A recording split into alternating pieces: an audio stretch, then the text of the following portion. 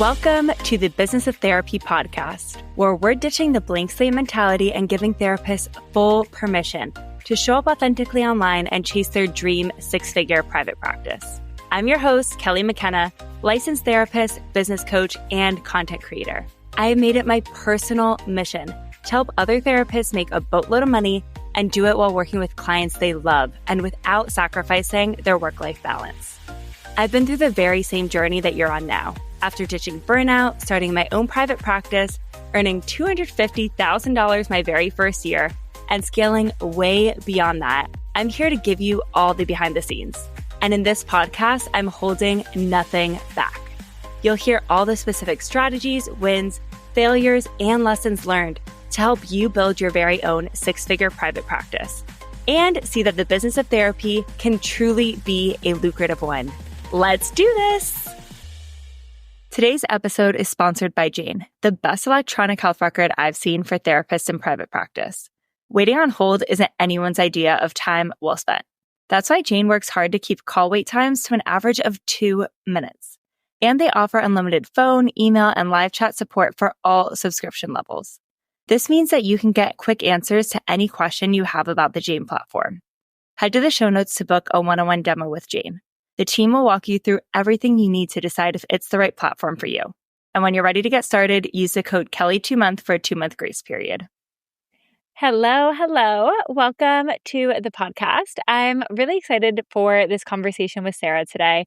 She is a licensed therapist based out of Nevada and Montana, and she specializes in working with anxious, high-achieving women. She has a small part-time private practice while she maintains a full-time job as clinical director at an insurance-based group practice. But her private practice is absolutely crushing it. She works about 10 hours a week, earns $6,000 per month, and has tripled her income from her part-time private practice. In today's episode, she is sharing how she did it from stuff like niching down, working through limiting beliefs, running ads, getting intentional about her Instagram stories. There is a lot of both strategy and mindset that has gone into Sarah's success, and I'm really excited because there's a lot for you to learn from it. All right, let's dive in. Welcome, Sarah. I'm so excited to have you on the podcast today. Thank you. I'm excited to be here. So you have a really unique, interesting story about sort of like how you started your practice, how it was part-time as a side hustle. Tell me a little bit about that. Sure. So I am a licensed clinical social worker in Nevada and Montana, and I started Stay at Mental Health in 2024, so about 2 years ago. And I started it, I think, with a completely different intention than where I am with it today. So I envisioned having a group practice. I was at the time, a clinical supervisor for another group practice in town, and just kind of looking to do something else in addition to that work. Then it kind of morphed into what it is today, which is just a private practice for high-achieving women who are anxious and struggling with boundaries and people-pleasing and self-limiting beliefs. Very cool. Tell me a little bit more about like the group practice you were at and what sort of gave you this spark of like, maybe I should do my own thing on the side here. So I'm actually still with the group practice. So Stay at Mental Health is still my kind of side baby, I like to call it.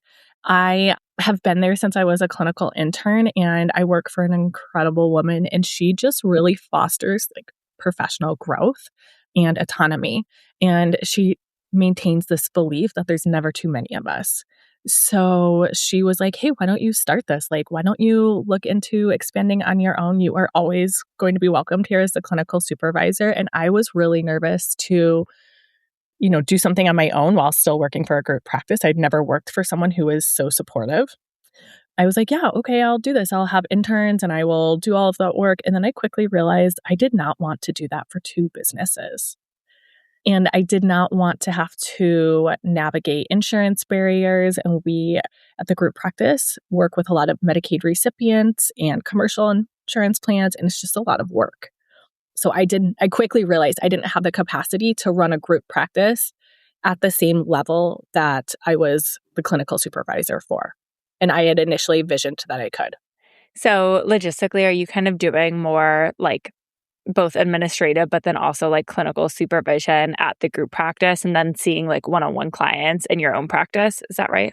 Yeah. So I quickly realized, I could do this when it's a private practice with cash paying clients, but I couldn't do it when I had to work through all the insurance barriers. Yeah. What was that like for you to start your own business, but sort of have like a different model than what you were like what you had learned for your whole career at the group practice?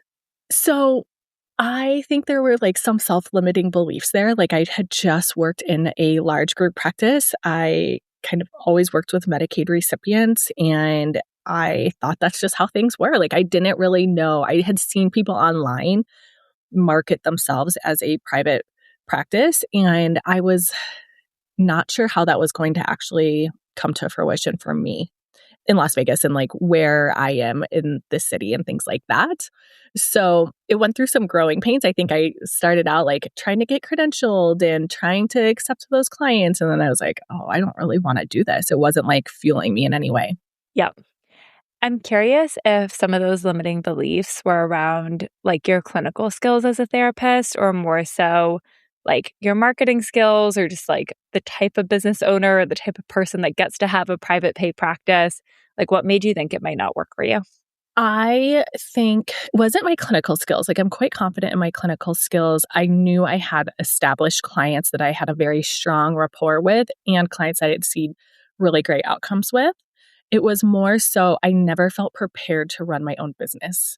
I always say like MSW programs do a disservice to clinicians because they don't prepare us in this aspect.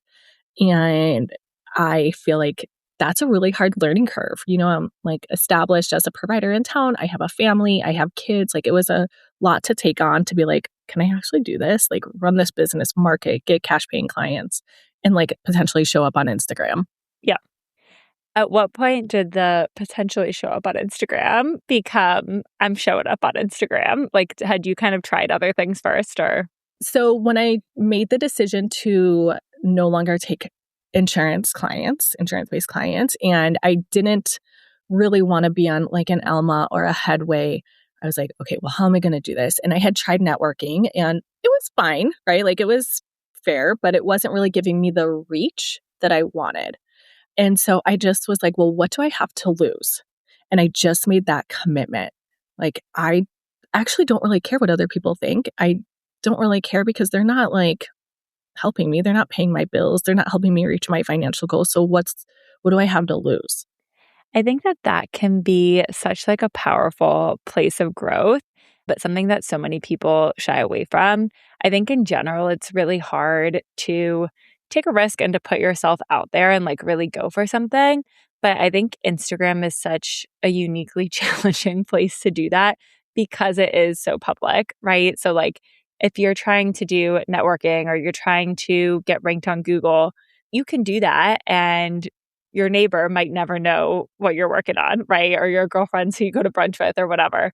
But with Instagram, you're sort of letting other people see you in that process and really putting yourself out there.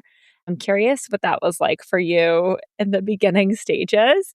So I started posting June 1st, and I take a big family trip with my family in New York on July 4th, and every single family member commented, every single person. And I was like, ugh. It was really hard to digest. And I was just like, yeah, I'm doing it. And they're like, oh, your little videos. And I was like, yeah. And I think they didn't understand what I was trying to do. Even my mom will be like, I can't believe you're talking about that on Instagram. And it's okay. And it's okay that they don't understand. And so once I decided to just accept that and commit to this, that was the game changer. I just decided to commit and show up. And I don't care if I make a mistake, or I don't care if the video doesn't sound good, or maybe I don't have my thoughts organized. I'm just showing up. Yeah. Were people generally like supportive? And I just felt like embarrassing for them to like sort of be witnessing you work in that way? Or was it more like they had some like limiting beliefs or like uncertainty about what you were doing? I think in general, most people were supportive. So that was really great, especially like my cousins who are younger than me, especially those that are younger than me, are like my biggest cheerleaders. I would have like a few interactions where people would maybe criticize me or give me a little bit of feedback. They're like, you need to stop looking to the left of your camera. And I'm like, Okay, well, all right, this is like video number 5, so we're just trying to get it done. People are so funny. I remember like probably my first 3 months on Instagram, I did like an ask me anything thing on stories. And somebody asked me, do I have like a verbal or like not a verbal, but like, do I have like a tick basically that when I'm talking, I'm like looking away from the camera? And I remember like being so taken aback by it. I was like, no, it's just so hard to talk and stare at yourself in a camera on stories for 60 seconds. Like, I'm going to look away and I'm going to think, and that's like what you do in conversation. But some people are wild. And everybody's opinionated. And so even some of your biggest cheerleaders have opinions on your videos. Yes, it's true. And I think it can be hard to sort of take that in and not make it mean something, right? Like, my husband and my dad are both like, again, biggest cheerleaders, but they'll be like, there's still therapists out there who are like trying to get on Instagram. Like, aren't you going to eventually run out of people to like enroll in this program? And I'm like, no, there's tons and tons of therapists. New people every day are deciding to start a private practice, right? And I think that it's just interesting. It can be challenging to not sort of like take those beliefs on as your own when I think people mean it from like a protective place, but it can get in your head for sure. I think keeping in mind what your why is, like I have a very clear why I want to do this, and that keeps you going when maybe there's some feedback you don't like or someone kind of questions what you say or all of that. Yeah. Tell us, what is your why?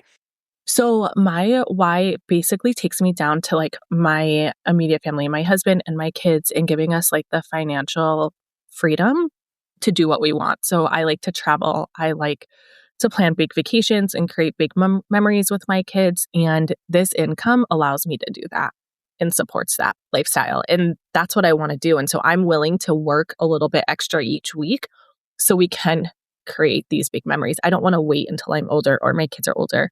They're still young and we do all of these things now. Yeah, I love that. What is your like sort of balance hours wise between the group practice and your practice now? How do you manage both things? So I will say I'm very lucky. The owner of our group practice is extremely supportive, and I am able to still see some of my private paying clients during the traditional 8 to 5. I don't necessarily work a traditional 8 to 5. I can kind of come in and do my work for the group practice. If there's something I'm responsible for, I'm given enough autonomy to be able to complete that task and complete any work for my private practice. So I would say I probably work like 30 hours in my group practice and probably 15 in my private practice a week. Yeah. And it sounds like you don't, like you just kind of squeeze in the private practice clients like rubber. I just kind of squeeze it in. Yeah. It's like early mornings. I'll even do like a later evening session. I'll do it during the day. It's kind of whenever. Yeah. I definitely did the same thing. I think they were, I don't want to say less understanding, but maybe less aware of what I was doing when I started my private practice. But I was fully remote and was like in a managerial position. And so oftentimes I was seeing clients at like 8 in the morning, like on a lunch break when I didn't have calls at like 5, 6, 7 p.m. And then I would finish the day online, like getting other work done, which was quite hard at the time. But, I think that it was really helpful just to like be in that growing stage and know for me, I had like no intention to have both jobs forever. And so I was like, okay, like I'm okay to do some extra work and to like really build up savings and feel good about going full time in my practice. Yeah, it's great when you just can kind of make it work. And even if it's just for a season, you're okay with that. For sure. So I know you have a few different niches and have done a lot of work to like really niche down on Instagram. Tell me what that process is like for you. So I would say when I entered private practice for cash paying clients, I was like, I need to my niche needs to be higher income folks. Like I felt like that was really important. And that has kind of slowly changed. That's not necessarily true. I think it's more about just reaching people within my niche who value mental health support. And that's where like a little bit more clear understanding came. But who I truly value to work with and who I think I'm the best fit for are anxious, high achieving women. So a lot of women in their 30s, 40s, even early 50s who are just really good at getting things done, but struggle with boundaries, sometimes self-limiting beliefs, people-pleasing, poor boundaries. And so I had like one client in particular who just really helped me realize like, that's my favorite type of client. And I worked with her for a long time and I was like, I want all of you. And so it was such a great relationship. And that's how that niche kind of became my reality. Yep. What did you think was going to be like the highest earning niche? I thought like very successful, high performing professionals, right? So like VPs, presidents of clubs, presidents of businesses, CEOs, CFOs, things like that. And Las Vegas is in like kind of a transitional. There's a lot more corporations coming into town. There's a lot of casino executives. And like I kind of envisioned myself seeking out that population. And now I don't necessarily feel like that. I just want anyone who's high achieving and struggling in those same areas. Yeah. What sort of like jobs do your clients have? They vary. So some of my clients are stay-at-home moms that are high achieving, right? Like women at home are still doing all of the things. Some of them work in tech. Some of them are attorneys. Some of them, one is actually just like recently retired, different things like that. So it really varies. It's more about finding a woman who presents with the symptoms that I like to work with and value mental health support. Yeah. Has it been interesting to you of like who's able to quote unquote afford like private pay therapy and maybe who doesn't value spending that much money on therapy? Yeah, I think I always thought, like initially, I thought higher income individuals would prioritize this and would have no problem spending my rate.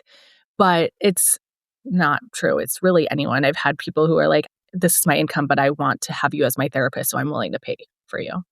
And that feels good. Like, that's like, oh, okay, like this is working. Yeah. Yeah. It's very cool. I feel like I had very similar thoughts in the beginning. Even like the very, very beginning, I was doing sliding scale and it was not out of a place of like giving back to those in need. It was really out of a place of like fearing standing firm in my own rate. And at one point, I had like 3 clients who had very good jobs or making double or triple what I was making and were on a sliding scale because they had asked, for it. And I think sometimes even the people with the higher income can, they work hard for their money and maybe they want to negotiate more or they're, in a position of power and want to get a good deal. And so I think it's just really helpful to recognize like if you're going to do sliding scale, do it because you want to help people and have like specific parameters around that. But it's not always the more money, the more they can afford it, the less money, the less they can. Obviously, there's, I think some base level of income that's needed to pay for private pay therapy, but it's not like the highest earners are the ones who are always going for it. I completely agree. Yeah. I know that you also work with like perinatal and infant loss. I'm curious what that was like for you to sort of say, that is an important niche to me. It is something I care about, but I can't market to like both groups on Instagram simultaneously and be effective with it. Yes. So I really enjoy working with perinatal and infant loss families as well as birth parents who have pursued adoption plans. So when looking at like what was going to be my target niche on Instagram, I really like kind of did a check-in with myself and decided what did I have capacity for? I have the capacity for maintaining a very small caseload of those types of clients that fit within that niche. I'm an infant loss mom myself. And so it is important that I have the space to work with those families, but I don't want it to be my entire caseload. So for that niche, I am able to connect with different providers in town with like Postpartum Support International. They will send me referrals and I'm usually more flexible on like my rate or if maybe we'll see them through the group practice to use their insurance benefits. My heartstrings, I guess, like kind of go towards those families a little bit more. So I knew I didn't want that to be my primary niche, but I do market myself as a provider for those families on my website. And then I chose to solely market towards anxious, high achieving women on Instagram. I felt confident in my ability to produce content that supported that population in that niche more than I have the capacity to market to families who have lost through a perinatal or infant loss. Yeah, I think it's a lot to be talking about that like all day, every day, especially if you have your own stuff there. It's just like really draining. It definitely is. And I love that you were able to say, like, this really matters to me. I can market this in other ways. Instagram doesn't have to be like the end all be all for my practice, but it can be one marketing channel where I focus on like my private pay high achievers. And I can have other marketing channels to focus on like other areas that I'm passionate about. Okay, so let's get into the nitty gritty. You tripled your revenue 4 months after joining the Private Practice Academy bundle, which is wild. I would love to talk about, I know when we were chatting before this episode, you said like ads, stories, and consult calls were really like the three main needle movers and how that happened. I'm wondering if we could spend some time diving into each of them. So maybe let's start with ads. What did you try there? What did you see work well? How did that sort of help you? So I joined PPA, that Thanksgiving flash sale that you ran. And I took like the month of March or the month of December to kind of go through all the modules. And then I was like, okay, after Christmas, because I felt like I couldn't run an ad before Christmas with all of the Christmas ads going out. So it's like after Christmas, I'm going to run this ad and we're just going to see what happens. And so I posted an ad. I think Miranda like looked at it on the VIP group, and it just brought in a significant amount of followers. And so I was like, okay, this was great. Like I was really growing my follower count and more people were seeing my content and kind of commenting, and just the interactions were increasing. And so then I was like, okay. And I slowly started to get some consults from that. I think they just slowly started to come in. And it was just a really great way to expose myself to Instagram for the Nevada area and the Montana area. And it was really helpful. So by running the ad, you were able to be more like targeted location wise on the new followers you were bringing in. Yes, absolutely. How much were you spending on your ad at this point? The first ad I ran was for 2 weeks and I spent $10 a day. Okay, cool. So like $140. Mm-hmm. Yeah, very affordable, very doable. Yes. At what point did you start to see, or like, do you know like how many followers you had maybe before you started running ads and what that growth looked like? So the first ad I ran, I gained 53 followers and I ran it for 2 weeks. Cool. I love that because I think that sometimes people envision that they need like whatever 500 new followers or something crazy in order to start getting clients. But really, if we get 50 new followers who are in your state, who are looking for a therapist in your niche to start following you, like that is plenty to start getting clients. It's just about like I think one thing that ads are so great at is like reaching the right follower, right? And like having more quality people in your audience sort of follow you. Right, because they have to choose to follow you if they're interested, right? Like you're just marketing to become their therapist, not necessarily to educate them with other content, right? I think on our reels, in our posts, in our carousels, we're providing them with information, which is very helpful. And I think that's where that trust gets built. But in an ad, you're marketing yourself available for new clients. And that's why people are clicking on there because they're either starting to think maybe I should pursue therapy or maybe I should, save this for later in case I want to start therapy some other time during the year. Yeah. Yeah. I think the way that we teach ads in PPA is so simple in that regard of like, it really is the most boring ad template intentionally, right? Like the goal is not to have people find you and be like, oh, I feel so validated. I relate so much to what Sarah's saying. Like, she's so funny. I'm going to go ahead and follow. That's lovely when people do that for reals. But I think with this ad, if we're spending money on it, what we really want is just the people who are actively seeking a therapist. And that's why it works so well. Absolutely. So with that first ad, I actually don't know if I don't think I had any consults with that very first ad. I just saw that it was bringing in more followers. And so I ran it again for the same time frame. So for 14 days at $10 a day. And it brought in 116 clients or followers. Okay. So the second time you ran it, you spend another $140 and you get like 116 new followers at that point, in addition to the 50 from the last round. Yes. And I received 2 intro calls from that time frame. Amazing. And these were intro calls for like private pay clients in your area. Yep. Yeah. Love it. What else were you doing on Instagram at this time besides the ad? Like, were you still posting every day? What did stories look like for you? Yeah, so I post 6 times a week. I post pretty consistently. I try to post 5 reels and 1 carousel each week. I'm really consistent with that content. And probably my biggest insecurity, or just where I questioned myself, was how to show up in stories. I remember I joined a coaching call one month and was like, how can I do this? Like, I need some tips on what to do to show up on stories. And it was like the coaching call in January, and I just took your feedback and kind of ran with it and started implementing what your recommendations were. Did you see a difference when you started to show up in stories more actively or more purposely? When I show up on stories, that's when I see the consult calls coming in. So I try to be really consistent with stories. I think it can be hard sometimes just because life gets in the way and I'm like, oh, it's the end of the day and I need to post on stories. But I try to show up at least every weekday, 5 times a week. Sometimes I'll do one time during the weekend and just put out different information, or maybe it's just a picture with text on top.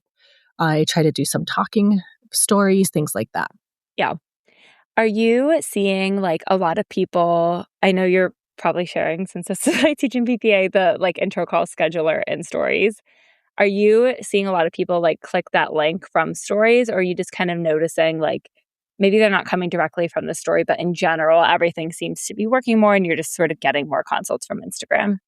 I think in general, everything just seems to be working more. So when I was more intentional with all of the pieces, so with my messaging, with showing up consistently in stories, making some changes in the reels and in the content I was posting, all of that seemed to work together to really funnel a clear direction of like traffic to my page. And then I think that's where the consults are coming in. Yeah, I love that. And I think that that is so important because it can make it like sort of hard to tell what's like working or not working. I think that's where it can be really helpful to have like an outside perspective, look at your business and say like, okay, like here's what's hitting for me, here's what's not. Because when one of those pieces is missing, if we're not running the ad, we probably don't have like the local followers who are actively looking for a therapist. And so we could talk in stories all day. But if it's only other therapists or only people who live outside of your state, they're probably never going to convert, right?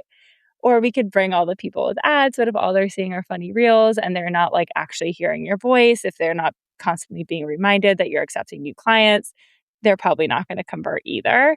And so like we really do need like all three pieces of the puzzle. I completely agree. And I think coming from a group practice where I never had to market myself before, clients just were always funneling in. You don't know that. You don't know that all those pieces matter until you learn about it. And so that's where PPA was really helpful, because I just kind of learned how each part of my marketing plan really mattered and how it all kind of works together for one cohesive funnel. Yeah. Did you know I have a totally free 1-hour training that thousands of therapists just like you have attended, where I'll teach you how to market and grow your private practice on Instagram? Sign up at the link in the show notes. I'm sharing how I earned $250,000 my first year in private practice with private pay clients from Instagram, and how you can do it too. Learning to showcase your expertise and market your private practice on social media will help you increase your income, reduce your caseload, and help thousands of people with their mental health online. Head to the show notes and register now. Have you found it getting like easier with time, or does it still feel like challenging to you to like show up in stories or have family see your reels, or what has that been like? There's absolutely been a transition. So other people's opinions are much easier for me to kind of bypass. And I'm like, oh, I don't really care anymore. And I'm just going to continue to show up because this is working, first of all. And that is so validating in itself. And second of all, I'm responsible for my own life, and this is the life that I want to create. So like that part has kind of like simmered down a little bit. Showing up in stories isn't necessarily difficult, but I think sometimes like life can kind of get in the way, and that will make it hard, right? And so I'm more confident in showing up in stories. I'm more confident if I make a mistake in my stories or I spell a word wrong, or that it doesn't have to be perfect. That has gotten easier. But I try to be really intentional with my time so I can commit to Instagram stories. Yeah. How do you sort of like remind yourself to do that or like fit it into your schedule? So I kind of took a unique approach to that. I almost created like an Instagram story content calendar. So I will just kind of like sit in bed on a Saturday or Sunday and kind of jot down ideas of what I want to speak about in Instagram stories for the day. So I already know what my content will be that week. And I have tried to either post something similar or think back on things my clients have said to use as discussion points, because I do speak a lot in my Instagram stories. I'm more comfortable speaking there. So I try to tie it all in that way, and having it organized on like, okay, this is what I'm going to say, or I'm going to do a poll and then link to my bio or link to consult has been really helpful just to organize my brain and to keep me consistent. Yeah. How long does it take you to like sort of sit down and be like, okay, I'm going to map out like general ideas for stories for the week? It doesn't take me very long. It takes me like 30 minutes. Yeah. Like I just kind of jot them down on a deck slide. Yeah, I love that. I actually do something similar because I think it's so interesting of like, no matter what stage of business you're in or what you're doing, you really do need all the pieces to work together. So like I'll even see with PPA outside of launches, like I have like a evergreen funnel where people can join at any point in time. And typically we'll get a few sales a week, and a week will go by and there will be no sales. I'm like, dang, what happened? And I'll look and I'll have posted on my business of therapy stories like one time. And every time it's that. It's like, oh, I got busy and forgot and stopped doing stories over there. And so I have like I use like a task management calendar because I'm very type A. But I have like a task for myself every Monday to sit in and like slot in just very general ideas for stories for the week. And then I have a task every day to post the stories. And I find that that helps so much. Like to actually record a story, you could do it in, I don't know, 3-4 minutes, but it's the like mental that comes with it of like, well, what do I post? And I don't know. And do I have time for this? And it sort of feels unimportant. So it's easy to make it like the last thing on your to-do list. So I really love that you're planning ahead in that way. The other thing that I think is really helpful with stories is I show up in places that I feel the most safe. So in my car is like a very easy space for me to show up on stories. I just kind of like put my car, or I'm like driving or I'm in park, and I put my phone on the iPhone holder and I can talk really easily there, or in my office. I'm not showing up in stories like in my house or outside, things like that. Yeah. I love that you're thinking about like what's the easiest way for you to do it too. So we've got your ads working now, right? We have new people coming to your page. You're like yapping on stories a little bit more. They're warming up to you, converting into intro calls. Talk to me about like that last sort of process of getting people to actually be on an intro call and actually convert them into like a private paying client. Sure. So I think the first thing I did is I kind of went through my how to book a consult call myself as if I was a potential client. And I use Simple Practice. And so I had not really done that before. And so I actually didn't realize my account was set up to request a credit card for the consult call. And so I was able to identify some potential barriers myself just by kind of going through that and seeing how easy is this process? What information am I asking potential clients who are just booking these consultations? So I tried to eliminate any barriers in that process by kind of quickly going through those steps. And then I used the scheduling platform through Simple Practice and just link that in my bio. And then for the actual consultation calls, I follow your intro call like template to a T. I have it filled out with my information. I have it on my screen when I'm talking to someone, even after all of these consult calls I have done in the last 4 months. But I'm really consistent, and I basically am like almost saying the same thing over and over at every single call. Yeah. And I have found it to be super effective. Yeah. Talk to me about the effectiveness piece. Like, do you see most people like pushing back on price, or what is it like when you're on a call with somebody? I do not find most people push back on price. I think most people are aware that I am a out-of-network provider. It's very clearly outlined on my website. I also put that in my confirmation email for the consult call. So I have had a few people cancel or no show for their consult calls and I think that's probably the biggest barrier. So it's very clearly like in their face and in my messaging that I am a out-of-network provider. And that's been really consistent and helpful in securing the right type of client. Yeah, I think that that's so important. I see sometimes like therapists sort of shy away from that because they're afraid of like turning people off. But I think the more upfront we can be, then that consult call just gets to be about like reflective listening, validating that you're the right fit for them, instilling confidence that like you're able to help them. And they've already sort of decided like they can afford this if this is who they want to work with. Absolutely. I have not had anyone shy away based on my current rate. Yeah. What do you charge for one-on-one therapy? $175 for a 45-minute session. Love that. And that was hard for me to get to. Was it? I was like 125, for the last 6 years. And then I was like, okay, I'll do 125. And I'm like, no, I am like going to commit to 175. And I feel pretty good there. Yeah. Do you think that that was like a big factor in you tripling your income in 4 months, like increasing that fee? Or was it more so like the number of clients you were able to start getting?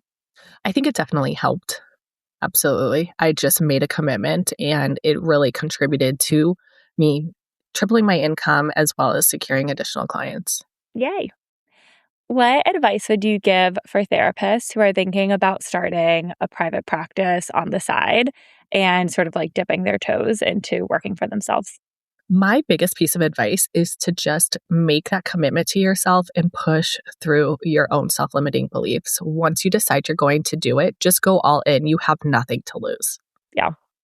Amazing. Thank you so much, Sarah. This was great chatting with you today. And I'm so proud of you. Thank you. When I first started my private practice, I was so overwhelmed by the idea of going in-network with insurance. I had no idea where to start with all the paperwork and was terrified by all the horror stories of late payments. I found Alma and they made the process so easy. Alma handled all of the paperwork from eligibility checks to claim submissions and got me credentialed with major insurance payers in less than 45 days. And the best part? They have enhanced reimbursement rates and guaranteed payment within 2 weeks of each session. Visit helloalma.com/Kelly to learn more. That's helloalma.com/Kelly to get started. Thanks for hanging out with me today. My goal with this podcast is to help as many therapists as possible. So if you found this episode helpful, would you please do me a huge favor and leave a 5-star review wherever you're listening to this? As a thank you, every month I'm gifting one lucky reviewer a free month of done-for-you Reels ideas inside of my Reels membership. I'll see you here next Wednesday and talk to you soon.